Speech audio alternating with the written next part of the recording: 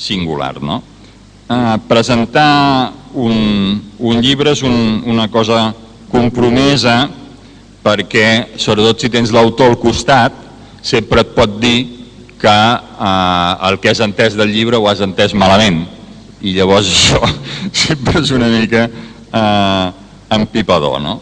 De fet, no us ho creureu, però jo de llibres del Carot 2014 a casa meva en tinc dos. Un el vaig comprar al seu moment, el 2008 o el 2009, ara no recordo exactament quin mes, i l'altre ara, no? I home, ha estat un exercici curiós perquè quan ja havia llegit el d'ara, buscant un llibre del Borja de Riquer antic per una cosa a la Mancomunitat em va aparèixer l'altre. I llavors jo els guixo els llibres i ha sigut interessant veure el que vaig guixar el 2008 i el que he guixat ara, no? I de fet m'ha donat una sensació que és la que jo us volia transmetre amb aquesta breu presentació avui, perquè en Josep Lluís evidentment no cal presentar-lo a ningú, però és que és un llibre realment extraordinari perquè va saber anticipar una sèrie de coses que han acabat sent realment hegemòniques, no? Sobretot ens ha proposat un model de catalanisme que podríem dir així molt ràpidament que hi ha un primer catalanisme que s'encunya al voltant de la lluita antifranquista i que a la transició acaba més o menys sintetitzant-se amb aquella frase de és català qui viu o treballa a Catalunya, però que era una cosa molt precària, molt defensiva, però que va donar peu a un cert consens molt transversal a Catalunya, en el qual hi va participar molta gent, però en Josep Lluís amb aquest llibre jo crec que renova el catalanisme i li dona un enfoc. I sobretot acaba amb una mena de nacionalisme conservador, reaccionari, antic, i ens proposa una cosa de caire positiu, laic, il·lusionant, integrador, que fer-ho el 2008 i que de fet fer-ho amb tota la seva llarga trajectòria doncs té un mèrit realment extraordinari. Situem només un moment al 2008, la dada que he trobat és que el 2006, 2 anys abans, l'independentisme el volia més o menys un 13% de la població catalana. I ell s'imagina un país, el vaig mirant i pateixo, perquè vés a saber el que es va imaginar, però és una manera de dir, s'imagina un país que és el d'ara, en aquest llibre, on el 2013 les dades són que un 55% de la població votaria sí un referèndum sobre la independència a Catalunya. I imaginar-se això i sobretot imaginar-se en quin concepte de catalanisme podria ser hegemònic i transversal i majoritari a la societat catalana al 2008, jo crec que això té un mèrit extraordinari, perquè avui sabem que han passat moltes coses, la sentència constitucional, primer un govern tripartit, la sentència constitucional, tota una història que vosaltres ja coneixeu, però que imaginar-ho en aquell moment era realment una cosa extraordinària. Per tant, jo crec que, a més jo li agraeixo molt a en Carot perquè sempre han tingut un diàleg entre un federalista i un independentista. Jo m'he anat tornant dilluns, dimecres i divendres independentista, els dimarts i dijous federalista i els caps de setmana descanso. I li he d'agrair sempre al Carot l'expressió de que ell planteja en el llibre que hi ha més gent que votaria independència que no pas gent que es considera independentista. I això, que pot semblar una cosa estranya, en realitat és una de les coses que ha estat passant. Aquest canvi sociològic que ha aparegut tot d'una, però que és una cosa que s'ha anat produint al seu temps, només el diré amb unes dades. El CEO diu que la gent on els seus pares tenen la llengua catalana com a primera opció, el 80% votarien que sí a un referèndum sobre la independència. Els que tenen un pare catalanoparlant i un pare castellanoparlant votarien que sí, un 52%, però els que tenen els dos pares de llengua espanyola, un 29%, quasi un 30% també votaria per sí. Per tant, aquí hi ha hagut un canvi generacional, un canvi de mentalitat, però tot això ha estat produït sobretot perquè hi ha hagut un canvi de projecte polític en el qual jo diria que el Carod, Josep Lluís, és segurament l'ideòleg més important que ha tingut el país a l'hora d'imaginar-se quin concepte de país hauríem de tenir perquè determinades idees acabin de ser hegemòniques. Ens ha venut també un catalanisme alegre i positiu, molt allunyat d'aquest català emprenyat, que sembla que estigui emprenyat des de 1714 o potser fins més enrere, i que tot ho veu negatiu, que el país és una merda, que els polítics també, que les institucions són inútils, que les universitats són mediocres, que el mar és brut, que els rius tenen cabals escassos i que els peixos tenen massa espines, diguem-ne, I, en canvi, paradoxalment, és un país que cada any venen 16 milions de turistes i tots maldarien per poder ser catalans i quedar-se a viure al nostre país, perquè és un país que es viu bé, que la gent es relaciona d'una manera raonable, que a més hi ha una riquesa gastronòmica de paisatges de no sé què brutal i que molta gent somien en passar unes vacances 10 dies a Catalunya, mentre els catalans ens anem queixant sovint. Bé, no dic res més, però quan un s'imagina que és un polític, hi ha moltes menes de polítics i la gent normalment es queixa molt sobre aquestes coses, però jo quan m'imagino que és un bon polític és aquella persona que reflexiona, escriu, proposa i actua, i actua per intentar millorar el país. Si haguéssim d'avaluar els polítics en aquesta clau, segurament l'avaluació que faríem d'en Josep Lluís seria que sigui un dels polítics més extraordinaris que ha donat aquest país en els darrers 30 anys. I acabo amb una frase de Roca Ferreres que al meu entendre resumeix perfectament la situació i l'ubicació d'en Josep Lluís en aquest llarg recorregut que ha tingut des del punt de vista polític. Roca Ferreres deia, diu, quan s'ha d'obrir un camí o una carretera en el terreny més muntanyós, ferèstec i desigual, va un home amb una bandereta a la mà, molt més endavant dels enginyers, i es posa en lo més alt i en lo més lluny que pot a la direcció que ha de portar la carretera o el camí, per assenyalar la línia que s'ha de seguir i el punt on s'ha d'arribar. Segurament en Josep Lluís és aquest home, aquest sentinell avançat, que ens indica el camí a seguir al catalanisme. Gràcies, Josep Lluís, i tens la paraula. Molt bé, doncs moltes gràcies. Bona tarda a tots vosaltres que heu tingut la paciència d'aguantar aquí fins a aquesta hora, perquè sou aquí molts des de primera hora del matí. Em faig càrrec que aquesta hora ja es fa una mica pesat i la calor i tot plegat, però quan l'amic Serrano em va dir d'aprofitar el context de la universitat per parlar-vos del meu llibre, doncs lògicament li vaig dir que sí. Aquest és un llibre que va ser escrit el 2007, mentre a Catalunya hi havia un govern de coalició de 3 forces d'esquerres. Era la segona edició d'un altre govern que s'havia creat el 2003, exactament 64 anys després que Catalunya no tingués govern d'esquerres, és a dir, que d'alguna manera ja tocava.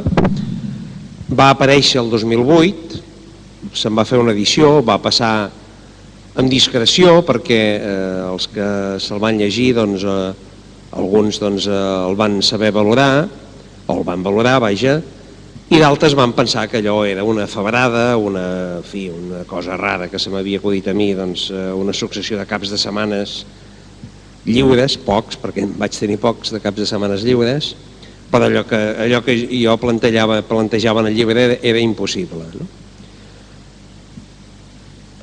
A finals del gener d'enguany, el llibre ha tornat a sortir, fa 7 anys doncs que va ser escrit, del gener fins ara n'han sortit 3 edicions en llengua catalana i finalment des de fa 3 setmanes el llibre existeix també en castellà. I fa 15 dies jo he estat fent una petita tournée, diguem-ne, per Mèxic, pels Estats Units mexicans, presentant el llibre en universitats, en centres de debat, en llibreries i tal, i en mitjans de comunicació, i quan hagi passat l'estiu doncs continuarem fent-ho segurament a Madrid i al País Basc.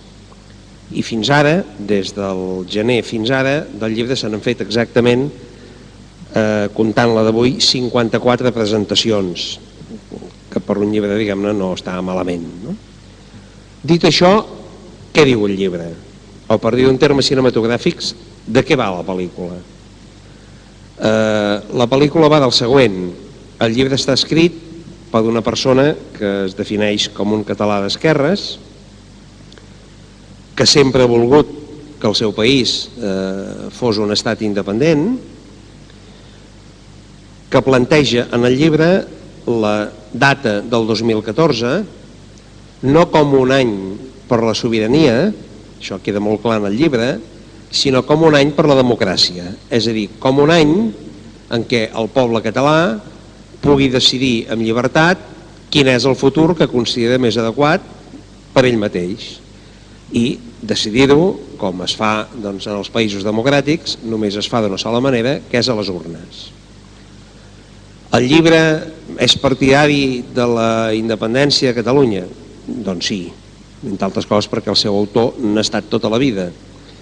Però no és pas el primer llibre que defensa aquesta tesi, sí que és el primer que intenta explicar-ne d'una manera raonada i comprensible els motius pels quals algú pot optar per aquesta via, tot el procés que s'ha de seguir fins a arribar-hi, en què consisteix la creació o la constitució d'un estat, i per mi el més interessant, perquè és el més innovador del llibre, és que és el primer cop que hi ha una formulació teòrica d'un projecte nacional català independentista no nacionalista, perquè jo no sóc nacionalista, és a dir, jo no crec que Catalunya sigui un país superior a altres països, jo no crec que aquest sigui el millor país del món, segurament que en algunes coses doncs ho podem ser, en algunes ja ho som, en algunes difícilment ho serem mai,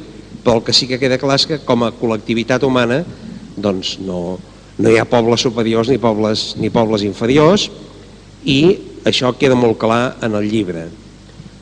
El llibre defensa que, al contrari del que pensa molta gent, l'independentisme no és una ideologia. Si l'independentisme fos una ideologia, els 207 estats independents que existeixen en el món resultaria que tindrien la mateixa ideologia. I és evident que no tenen la mateixa ideologia, per exemple, doncs, el govern de Veneçuela, posem per cas, que el govern dels Estats Units o el govern dels Emirats Àrabs. És obvi que no tenen la mateixa ideologia. Per tant, si no és una ideologia, què és? És un objectiu polític.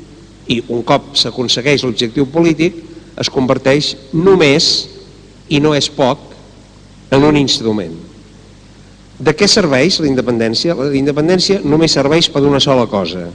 La independència serveix per ser independents. I això que dit així pot semblar una bestiesa o una presa de pèl a mitja tarda, és l'únic fonament seriós de l'afirmació. Sostinc que la independència és l'exercici màxim de responsabilitat que pot fer un poble, perquè amb la independència s'assumeixen totes les responsabilitats en la gestió del present i en l'administració i la preparació del futur. I per tant, s'acaba el que ha estat durant molt de temps la coartada o el pretext de tots els nacionalismes, tant de dretes com de dretes, és a dir, tots, que és ni més ni menys que el combat cohesionador contra el pervers enemic exterior. Amb la independència s'acaba l'enemic exterior. I aleshores el que dona pas és a una societat plural en la qual aleshores sí hi ha d'haver el debat democràtic a la societat i a les urnes per veure quines són les ideologies que n'esdevenen hegemòniques, més progressistes, més conservadores, més d'esquerres o més de dretes. Per mi, el més substantiu del llibre és, com deia, que d'alguna forma se situa la teorització sobre la identitat nacional, se situa als antípodes d'una concepció essencialista, nacionalista, romàntica, fins i tot si es vol religiosa, de la idea nacional. I aleshores planteja la nació com un espai en moviment permanent, dinàmic com és dinàmica la societat. Per tant, si deixem de banda, doncs, que segur que en moltes coses tenen raó, les definicions de nació doncs, que havien fet doncs, des de Lenin, Stalin, Trotsky, Rosa Luxemburg, Andreu Nin, Joaquim Maurín, etc., la nació acaba sent un espai de complicitats, d'interessos, de referències i d'emocions. Tot això ben sacsejat. No? La idea de nació que jo defenso és una idea de nació d'adhesió voluntària. És a dir, a diferència d'altres nacions, no diré quines, el projecte nacional català no és un projecte acabat, feliçment. N'hi ha d'altres que sí. N'hi ha d'altres on la nació és un seguit, un enfilall de requisits, una llengua, una cultura, una religió, una nació, etc. Si no reuneixes tots els requisits alhora, no encaixes dintre d'aquesta nació. Jo dic sovint que nosaltres tenim la sort de no ser una raça, perquè si fóssim una raça ho tindria molt complicat. Quin color agafaríem? Clar, el negre ja està agafat, el blanc també, el groc també. Clar, els colors que queden, hòstia, són com a poc pràctics, no? Són massa vistosos, però és que a més seria una pertinença de poble tancada, excloent. Qui no tingués la pell verda o lila, per exemple, o vermella, ja no podria pertànyer a aquesta comunitat nacional a què jo em refereixo. Per tant, si no som una raça, què som? Tenim la sort de ser una cultura. I una cultura què és? Una cultura és bàsicament tres coses. En el lloc on ens trobem, que és el primer món i Europa, una cultura és bàsicament una llengua, i una llengua es pot aprendre, bé si és fàcil, una llengua es pot aprendre, són també un seguit de valors col·lectius que la gent assumeix com a propis i són també un seguit de referents culturals que van canviant en el temps. I posaré un parell d'exemples perquè s'entengui. Hi ha un gran historiador català que es deia Ferran Soldevila, que té un llibre que es titula Els catalans i l'esperit bel·licós, l'esperit guerrer, l'esperit militar. A l'edat mitjana els catalans eren això. Aneu encara avui a Bulgària o a Grècia i en algunes regions de zones rurals, quan volen espantar la canalla diuen que venen els catalans i ràpidament no queda cap criatura del carrer, tothom cap a casa perquè s'espanta, perquè recorden, diguem-ne, les atrocitats que feien els almogàvers en el seu moment. I en aquell moment hi havia Catalunya, hi havia una nació catalana i hi havia catalans. Evidentment, avui el que és difícil és trobar un militar català, per entendre'ns. Avui els catalans ens posen com a exemple de la gent del pacte, del diàleg, de la concertació, de la negociació, etc. Una menja típica que ha acabat sent assumida com a popular i com a característica, com és el pa amb tomàquet, per exemple, si al segle XIII haguessin dit a un senyor com Jaume I, el rei segurament més català de tots, li haguessin posat 2 llesques de pa amb tomàquet, o 3, en un plat i li haguessin dit rei, això de quin poble és, de quin país és, Jaume I, per més català que fos, no n'hauria tingut ni la més remota idea, entre altres coses, perquè els tomàquets encara no ens havien arribat de Mèxic doncs al segle XIII. Ningú nega la catalanitat d'aquella època, però avui és una altra. Quan al segle XXII es parli de la cultura popular i tradicional catalana, cap dels que som aquí no té ni la més remota idea, començant per mi, del segle XXII què és allò que la gent percebrà com a cultura popular catalana. No ho sabem. És una cultura que s'està fent i que es farà al llarg de tot el segle XXI, on ens trobem ara, doncs a cadascun dels nostres pobles i ciutats. Crec que la gràcia, si es vol dir així, del nostre projecte nacional és que és un projecte nacional, com deia, de lliure elecció. Ser català, doncs, no és una herència, no, aquest és català perquè els seus pares, els seus avis, els seus no sé què, ni pot ser una imposició, llavors què és? És una elecció. És català qui vol ser català. Sense que per això, i aquesta és una de les novetats del llibre, ningú hagi de renunciar a ser també allò que ja era abans de decidir ser català, si és que abans ja era una altra cosa. Et pots explicar una mica millor? Sí. Per exemple, els nostres exiliats republicans que van anar a Mèxic, per exemple en Tisner, Pere Calders i tants dirigents dels partits d'esquerres i dels sindicats, alguns d'ells es van fer més mexicans, diguem-ne, que el Pancho Villa i la Delita junts, no? Però mai no van renunciar a ser també catalans. Mai no van renunciar a transmetre als seus fills la llengua, ni uns costums alimentaris, ni a ballar les seves danses característiques, que no eren pas les de Mèxic, doncs en diumenge al parc a dalt de Chapultepec, ni generalment al mes d'abril a fer com una mena d'activitat o de fira on recordaven, diguem-ne, la terra de la qual venien. Els fills d'aquests catalans, alguns han compartit la doble identitat i d'altres ja s'han fet definitivament mexicans. I alguns d'ells diuen, doncs, com jo ara, com deia, fa 3 setmanes de Mèxic, mi abuelito era català. Molt bé, fantàstic. L'abuelito era català, però també era mexicà. Els fills eren més mexicans que catalans i els nets doncs, ja són segurament mexicans d'origen català a la seva família. Si ser català és una decisió, on queda aleshores el lloc de naixement, el cognom i la llengua? El lloc de naixement no importa, perquè si importés, Jaume I no podria ser català, perquè va néixer a Montpellier, és a dir, Montpellier, fora de Catalunya. L'escriptor Àngel Guimerà no podria ser català perquè va néixer a les Canàries.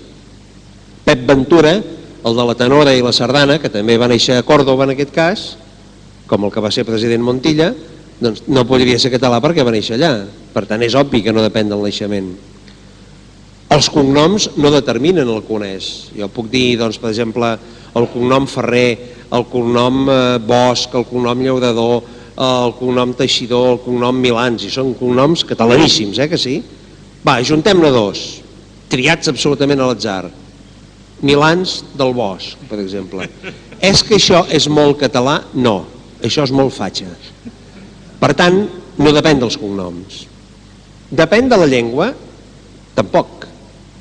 Perquè si depengués del que un parla en la intimitat, resultaria que Aznar, que assegura que parla català en la intimitat, seria català. I aleshores sí que la definició científica trontollaria, diguem-ne, des de tots els punts de vista i des de totes les perspectives. Per tant, depèn exclusivament de la voluntat. Jo crec que això és el que explica el per què les darreres commemoracions actives de la ciutadania l'11 de setembre a Catalunya, que són alhora les manifestacions més importants que hi ha hagut a Europa després del final de la Segona Guerra Mundial, pacífiques, sense cap incident ni cap gest incívic en acabar, no s'explicarien sense aquesta enorme capacitat d'atracció que té aquest projecte nacional. Si en aquesta, per exemple, a la Via Catalana, haguessin dit, a veure, fora tots aquells que no tinguin els 4 avis catalans del tot. Fora, per exemple, jo mateix no hi hauria pogut anar, tu probablement, pel cognom que portes és bastant probable que tampoc, no? Jo segur que no hi hauria pogut anar.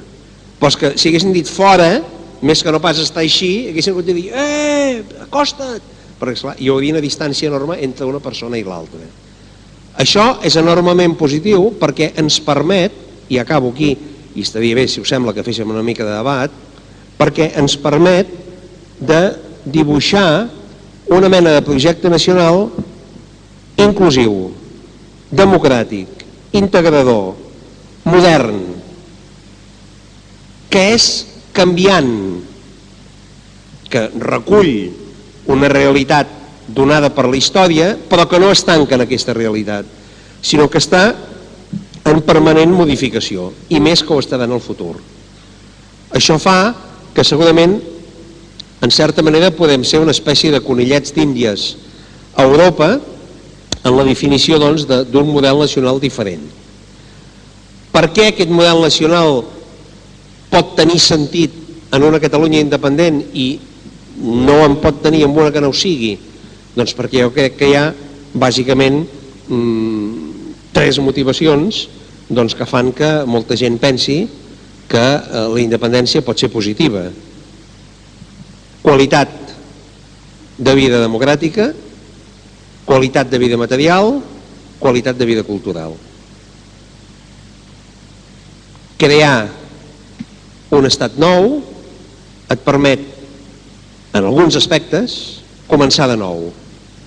I per tant, procurar alliberar-te de determinats tics negatius heretats del passat, sabent que la independència per ella mateixa no soluciona res.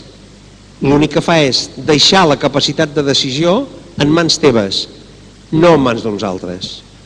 I per això, insisteixo, per mi és el gest màxim de maduresa i de responsabilitat que pot tenir un poble, sabent que això només té sentit defensar-ho per la via pacífica i per la via democràtica. I estic convençut que el gran canvi que s'ha produït ha estat davant la constatació una vegada i una altra que tota aquesta qualitat de vida democràtica, cultural i material no era possible a Espanya, però encara més que tots els projectes de renovació, innovació, de creació d'una Espanya diferent sempre han sortit de Catalunya. Des de Pi i Margall fins a Maragall, l'últim, de federal a federal, tot ha sortit d'aquí. I, esclar, federar-se està molt bé, és com el matrimoni, diu, em caso, diu, hòstia, diu, felicitats, tu, diu, amb qui? Diu, cony, no ho sé, de moment encara no he trobat ningú. Això és exactament igual. És a dir, algú coneix algú que es vulgui federar amb nosaltres, per fer què? Crec que, a més, hi ha hagut dos elements que històricament han pesat molt. Un, què succeeix l'any 31 amb l'adveniment de la República? L'any 31, sabeu que Macià proclama la República Catalana el 14 d'abril, el 17 ja s'ha convertit en Generalitat de Catalunya, el 2 d'agost es vota l'Estatut d'Autonomia, l'Estatut de Núria, on queda clar en el preàmbul que es vota a partir del dret a l'autodeterminació que té el poble català, defineix Catalunya com a estat, diu que a Catalunya el poder emana del poble i el representa la Generalitat. Tot això salta pels aires quan diu no, això és massa avançat, espereu-vos, perquè si ara avanceu massa la república se'n pot anar a fer punyetes, si s'ensorra la república s'ensorra tot, i evidentment què va passar? Que es va ensorrar tot sense que Catalunya hagués fet un pas endavant. A la transició espanyola, que els que som aquí hem viscut per la cara i per l'edat que fem tots plegats, a la transició espanyola va passar una cosa similar. Els partits catalans van convidar a tothom a votar que sí al marc constitucional vigent en aquests moments, de manera que a Catalunya, curiosament, hi va haver una mitjana de participació electoral i de vot favorable superior a la mitjana espanyola. És a dir, amb l'única excepció de l'Esquerra Republicana del moment, que tenia un sol diputat, que era Ibert Barrera, que havia anat a Madrid en coalició amb el Partit del Treball maoista, una Esquerra Republicana que el 78 no era independentista, era federalista, que van optar per no voteu o voteu no, van signar un manifest que deia això, tots els altres van dir que sí. Què va passar? No, però no toqueu res perquè això, ara es tracta de consolidar això, després ja farem alguna cosa. Després, òbviament, ja hem vist el que s'ha fet. Allò que pels negociadors dels partits polítics espanyols era l'estació final, la Constitució, aquí s'acaba tot, en canvi pels partits catalans de tradició antifranquista, els que venien de l'Assemblea de Catalunya, l'Estatut i la Generalitat era, com deia el punt tercer de l'Assemblea, l'expressió concreta d'aquestes llibertats a Catalunya com a via per arribar al ple exercici de l'autodeterminació. Doncs bé, ara és on som, s'ha vist que dels 4 estatuts que ha fet Catalunya en 100 anys, 4, ni un ha estat aprovat a Madrid tal i com aquí va ser aprovat, i per tant avui hi ha gent partidària de que Catalunya es converteixi en estat, molta més que no pas gent que, ho deia abans el Jordi, que es defineixi com independentista, perquè la connotació independentista doncs, potser ha tingut unes expressions formals marginals o una mica utòpiques o al marge de tota dinàmica o de tota contingència social.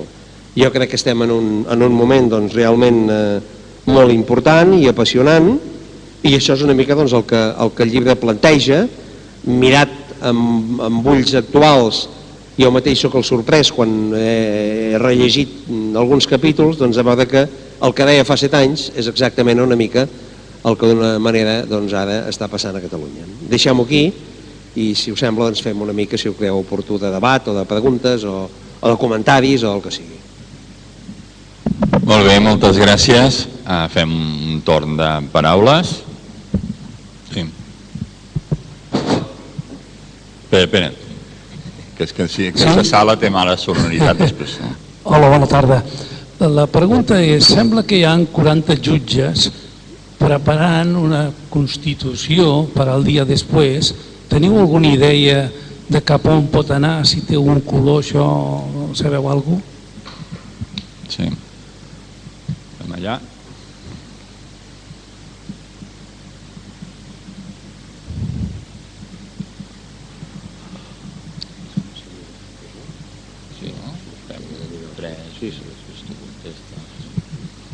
Hola, bona tarda. Jo m'agradaria Josep Lluís, ja que el 2007 va ser el visionari que dius que et deien, o similar, que a veure si ens podries fer una predicció pels propers 7 anys.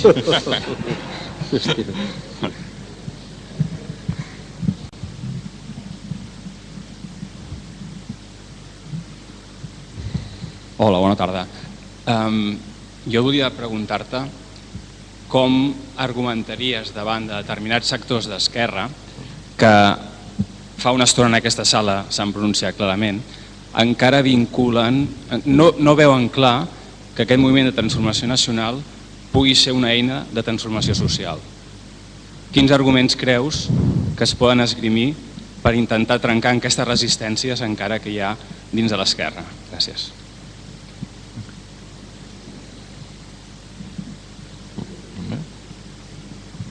Hola, bona tarda. Jo precisament sóc una d'aquestes resistències, perquè no tinc clar aquest paper que es diu... O sigui, no veig clar que hi hagi un debat social específic de com volem ser amb tot aquest moviment independentista. A mi no em serveix que un cop siguem independents plantejarem les coses. Jo vull saber abans quins plantejaments hi ha, perquè si el plantejament té que ser senyor Mas, no vull una independència, perquè el senyor Mas per mi és igual al senyor Rajoy, per almenys és el que demostren en el Parlament de Madrid. Allà darrere el Joao Pobre. Vale. Aquí al davant. I ara... Jo li voldria demanar al senyor Carot si pot dir quin seria el primer punt de sortida d'aquesta mena de drol de guerra que hi ha ara en aquests moments. No et sentim. No, li voldria demanar si pogués dir que amb la seva opinió quin serà el primer punt de trencament real o d'enfrontament o de sortida de la situació actual de drol de guerra que tu fas, jo deixo de fer, entre la Generalitat i el govern central. Molt bé. Si us sembla que respongui. Bé, jo sobre aquests jutges que preparen un text constitucional sé el que segurament sabeu tots vosaltres, que és el que porten els mitjans de comunicació, bàsicament perquè una d'aquestes persones és el jutge Santiago Vidal i ell és qui va explicar una mica doncs, que estaven fent la redacció d'aquest text. Sí que és cert que hi ha 33 jutges que van signar un document a favor del que sempre havia estat, i confio que continuï sent, un dels valors característics de les esquerres, que és la defensa del dret a l'autodeterminació. Per tant, el que sí que he pogut llegir és que volen que els que redacten aquest text volen que sigui un text curt, que no sigui una cosa inacabable com el desastre d'estatut que tenim en aquests moments, i que sigui molt modern, molt obert, molt democràtic i tan progressista com sigui possible, però més enllà d'això no en tinc més informació. Clar, el que és significatiu és que per primera vegada, diguem-ne, participen en aquest àmbit de reformulació d'una possible Catalunya independent sectors que fins ara no hi eren. És a dir, no estem parlant d'un grup de poetes o professors de català que volen la independència de Catalunya, sinó que estem parlant d'una altra cosa. I això va des dels jutges fins a Sumater, fins al que vulgueu. I jo crec que l'eix central aquí, en aquests moments, per mi personalment a Catalunya, la diferència no passaria tant pels partidaris de la independència o no, sinó pels partidaris del dret a l'autodeterminació o no. És a dir, no és una diferenciació nacional, sinó és una diferenciació democràtica. La gent que entén que Catalunya té dret a decidir el seu futur, que no vol dir necessàriament a decidir-lo només en una sola direcció, això ho deia Lenin, el dret al divorci no vol dir que tot Déu s'hagi de divorciar, vol dir que tens dret a divorciar-te.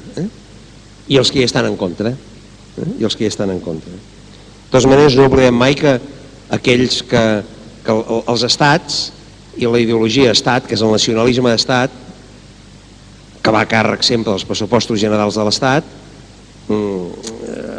acostuma a ser un nacionalisme, allò que se'n diu el nacionalisme banal, el que no es veu, perquè va penetrant lentament, i aquest mai es presenta, diguem-ne, com a nacionalista. Per aquest els nacionalistes sempre són els altres. Jo no tinc idea de què pot passar els propers 7 anys. Veig francament difícil que el 9 de novembre es pugui votar en referèndum, ho veig difícil. M'agradaria que es pogués votar, més que res com dic en el llibre, dic, hi ha gent que diu, jo seré independentista tota la vida. Doncs, cony, jo confio que no, jo tinc ganes ja de deixar de ser d'una vegada i que aquest país sigui un país normal, la gent voti governs d'esquerres, governs conservadors, voti allò que democràticament consideri oportú. Ara, el que sí tinc clar és que de la mateixa manera que crec que democràticament s'equivocarà el govern espanyol i els que li donin suport si impedeix que el 9 de novembre es voti en referèndum, crec que també s'equivocaria el govern de Catalunya i aquells que li donin suport si el 9 de novembre no votem. I si no és possible votar referèndum, hi ha una sola cosa que pot fer el president de la Generalitat, que és la sola cosa que no pot fer el president del govern espanyol, que és convocar eleccions. I per tant, jo crec que s'haurien de fer, entre altres coses, perquè la correlació de forces no seria segurament exactament la mateixa que hi ha ara. Si això és així, a partir d'aquí, doncs jo crec que si hi ha una majoria de forces polítiques favorable al dret a decidir, algú pot dir, home, ja és ara, sí, però no van ser escollits per això. Jo crec que si hem de pecar d'accés d'alguna cosa, més val que pequem d'accés de democràcia. Per tant, jo seria partidari, si el 9 no hi pot haver referèndum, que hi hagi eleccions i després, això sí, eleccions. Després de les eleccions, referèndum. I algú pot dir, home, però si no te l'han deixat fer abans el referèndum, com el podràs fer llavors? Hi haurà un matís fonamental, que és la dimensió internacional. En nom de què estarà legitimat el president Rajoy per impedir un referèndum quan el seu partit haurà quedat previsiblement com ara en 5è lloc a Catalunya i en canvi les altres forces, les partidàries de votar, és a dir, el missatge que s'envia al món és molt bèstia. Espanya no deixa votar, Catalunya vol votar, per tant ja d'alguna manera internacionalitzes el conflicte i aquí d'alguna forma hi han d'intervenir agents. Que passa que per arribar aquí s'han d'estar fent un seguit de passos que jo desconec en aquest moment si és que s'estan fent o no. En el terreny de la diplomàcia i de la paradiplomàcia, que són passos per la seva pròpia naturalesa necessàriament discrets, de tant en tant arriben alguns inputs que sembla que sí que s'estan fent, i altres coses, en el terreny de l'energia, en el terreny de la seguretat, etc. La independència com a eina de transformació social. Bé, i el debat social en relació a la independència, jo crec que ho he dit abans, és a dir, la pertinença de Catalunya a l'estat espanyol comporta que una part de l'esforç fiscal que fa la societat catalana no pugui revertir sobre ella mateixa i, per tant, en el que s'ha calculat, que és el que els experts diuen, jo no sóc pas economista, anomenen el dèficit fiscal, sense aquest dèficit fiscal els pressupostos dels departaments d'Educació, Salut i Benestar Social actuals serien el doble, és a dir, tindrien el doble de dotació del que tenen en aquest moment. Per tant, permetria l'ús d'unes determinades polítiques socials.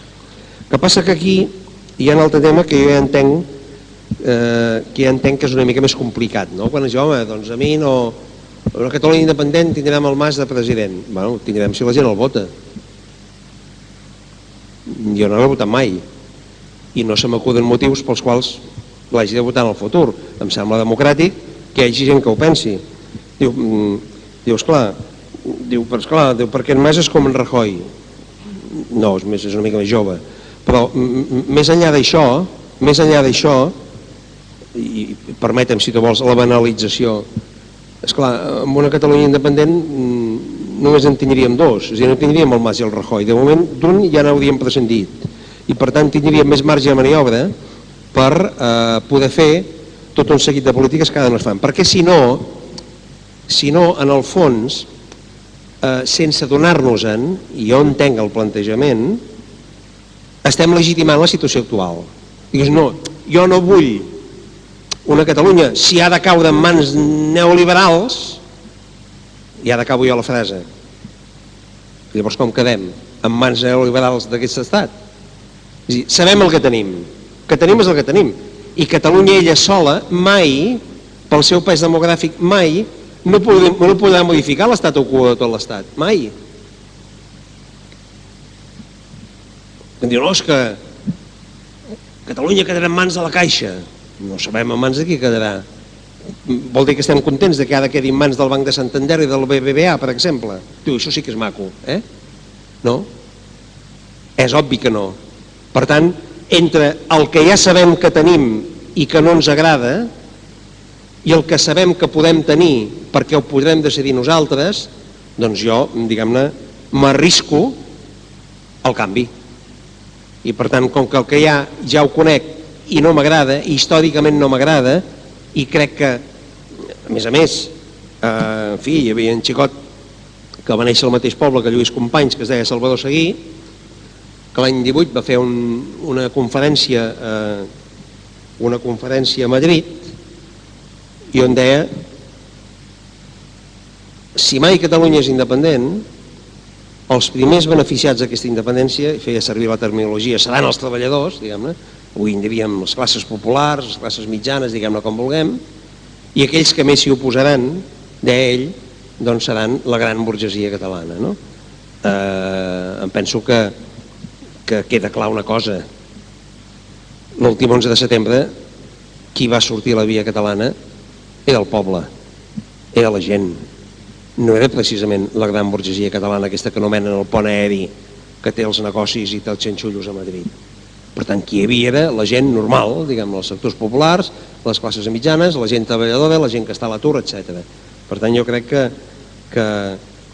que la vinculació entre possibilitat de canvi perquè tens el poder més a prop i l'altre que no li tindràs mai, per mi és bastant evident. No?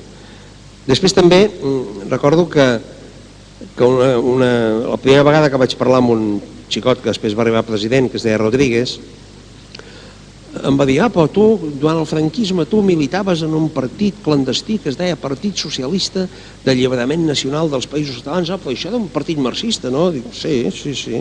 O diu, sorprenent, no? Diu, perquè el marxisme no ha reflexionat mai sobre la qüestió nacional, no?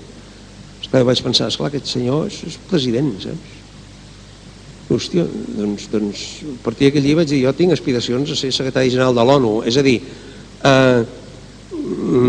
hi ha un parell de llibres que després els hi vaig enviar amb aquest president, que es deia Marxisme català i Qüestió nacional catalana, editats clandestinament a París, per Edicions Catalanes de París, 2 volums, on s'estudia quina és la posició dels diferents pensadors. Hi ha un article que sempre l'esmento, que és de l'any 32, de Joaquim Maurín, un dels 2 grans ideòlegs del PUM, el Partit Obrer d'Unificació Marxista, juntament amb Andreu Nin, que es titula, i en recomano la lectura, Les 3 etapes de la qüestió nacional. Diu que hi ha una etapa primera on el catalanisme és segrestat, si es vol dir així, per la gran burgesia, a l'època de la Lliga, etc. Una altra que això passa a la petita burgesia, etc. I una altra, diu ell, i com més amunt és en l'escalafó social, menor és la reivindicació nacional. És a dir, quan hi ha aquesta gran burgesia dirigint-ho, com a molt, amb una mica d'autonomia perquè no sigui dit. Si això passa a petita burgesia, classes mitjanes altes, doncs hi ha una autonomia més arregladeta. I ell diu, la cosa vindrà quan això quedi en mans de la majoria de la societat, dels sectors populars, que aleshores veuran que no hi ha més sortida que l'estat propi. Jo ho comparteixo amb matisos, diguem-ne, d'aquesta tesi i és on som. En tot cas, entre allò del més val boig conegut que savi per conèixer, jo soc partidari del savi per conèixer, perquè el boig conegut ja fa massa anys el coneixem. Quin serà el primer element de ruptura? El primer element de ruptura serà, lògicament, la convocatòria del referèndum. Si el president de la Generalitat compleix el compromís que va adquirir el Parlament, ell va dir que convocaria el referèndum. Per tant, si convoca el referèndum, immediatament el que farà el president del govern espanyol doncs serà dur-lo al Constitucional i dir que allò és il·legal, etc. Per tant, el referèndum el 9 de novembre difícilment veig que es produirà. Ara, és obvi que hi haurà un moment on coexistiran 2 legalitats, la legalitat emanada del Parlament de Catalunya i la legalitat emanada de les Corts Espanyoles. I aquestes 2 legalitats no diran el mateix. I per tant, aquí és on començarà de debò el nou escenari polític. I ara, en tot cas, queda clar que és la primera vegada que l'opció per un estat independent té una base social àmplia, com no l'havia tingut mai. Quan s'aprova la Constitució, en aquells moments el 8% de la societat catalana es manifesta partidària de la independència, el 8%. El 8%. I el que era majoritari, diguem-ne, era els sectors progressistes, el federalisme. Ara, jo volia aquí fer una altra referència, amb això acabo, i és que el camarada Mariano, diguem-ne, no ha entès de què va la cosa. Quan diu, és que llevamos la misma sangre, portem la mateixa sang. No, si no parlem de sang, Mariano. No estem parlant d'identitat. No estem parlant de què està fet el material humà de la societat catalana d'avui, ni on va néixer, ni què parlen. Escolteu, aquí es parlen 282 llengües. 282 llengües. I tenim una diversitat religiosa que ja ni us ho explico. Laics com som i alguns agnòstics, alguns més enllà i tot, doncs és la realitat d'aquest país, que és un país plural i és un país divers. No han entès a Madrid que el debat que hi ha a Catalunya no és sobre la identitat, cony, que identitat cadascú té la que té, Hi ha gent que és catalana, hi ha gent que se sent espanyola i catalana, i d'altres catalana i espanyola, més una cosa que l'altra, i d'altres que se sent pakistanesa, espanyola i catalana, i l'altra molt marroquina, bastant catalana i poqueta espanyola, i l'altra molt senegalesa, molt catalana i no gens espanyola, i l'altra no sé què. No discutim la identitat, Mariano, discutim la sobirania.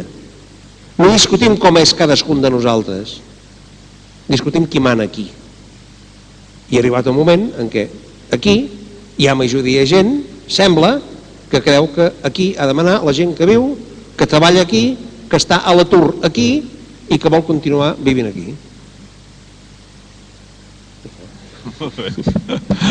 Moltes gràcies. Ha sigut una satisfacció per mi personalment que el Josep Lluís vingués avui aquí. Quan era vicepresident del govern va estar a punt de venir un divendres.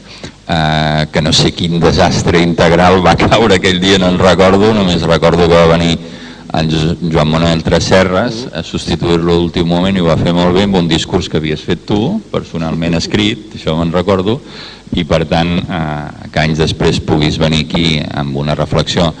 En el moment de Cruïlla tenir la persona que va predir o va explicar millor el canvi del país en aquest moment de Cruïlla, que la tenim a 3 mesos per l'OPEC, ha sigut una cosa extraordinària. Gràcies, Joan Lluís, i gràcies a tots vosaltres. Molt bé. Doncs